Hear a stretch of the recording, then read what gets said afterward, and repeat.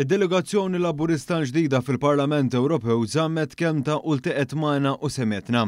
Hekk iddikjara Joseph Buġejja, President tal-Assoċjazzjoni tal-Operaturi ta' Tractors u Trailers l-Atto, wara laqgħa mal-Europarlamentari Alexa Ġussaliba, Daniel Attard u Thomas Bajada fejn tresqu l-proposti tal-istess negozji brabta ma' regoli ġodda tal-Unjoni Ewropea għall-ivvjaġġar u trasport tal-merkanzija. Il-leġiżlazzjoni Ewropea imsejħa Emissions Trading System jew ETS ġiet deskritta bħala sproporzjonata u li ma tieħux in konsiderazzjoni r-realtajiet partikolari ta' pajjiż gżira bħal dak ta' Malta. F'dan ir-rigward l-Atto flimkien mal-operaturi ta' trailers fl-Irlanda, il-Kmamar tal-Kummerċ ta' Ċipru u Malta u l-Malta Business Bureau elenkat l-isfidi li qed jiltaqgħu magħhom in-negozji f'dawn il-pajjiżi u fanslu proposti li jindirizzaw tali inġustizzji inkluż taxxi eżorbitanti fis-sena.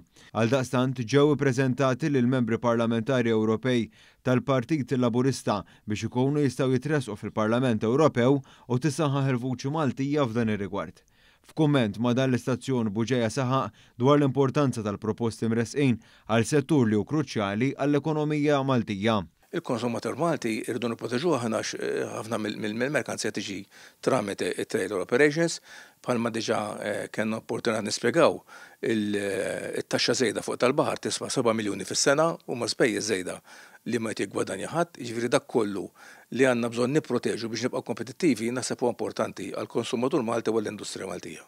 Il-President tal-Atto tenna xi sfidi li qed jaffaċċjaw bħalissa u kif Malta ma tistax titpoġġa fl-istess keffa ta' pajjiżi li jinsabu fuq l-art prinċipali tal-Unjoni Ewropea, anke għaliex huma ferm akbar minnha. Semma wkoll il-kawża preċedenti fil-Qorti Ewropea tal-Ġustizzja fejn Malta qed titlob biex tiġi annullata r-regola tar-ritorn tal-vetturi fil-pakkett ta' mobilità tal-Unjoni Ewropea. Tali regolament jobbliga lill-operaturi fil-ġar tal-merkanzija biex jirritornaw lejn il-pajjiż li fih ikunu bbażati kull 8 ġimgħat, xi ħaġa li ma tagħmilx sens għal Malta. Dan mhux se jkollu impatt negattiv qawwi fuq l-ambjent in ġenerali, iżda anke s-settur ta' trasport lokali u l-ekonomija nazzjonali se jbagħtu konsegwenzi mill-aktar serji minħabba l-insularità ta' pajjiżna. Għandna pendenti ovvjament l-ETS it-taxxa żejda fuq il-parti tal-baħar li aħna inevitabbli irdu nużaw il-baħar. Qed nistennew deċiżjoni mill-qorti dwar ir-return of vehicle lejn Malta li jekk ma tinqatax favorina hija ta' impatt negattiv.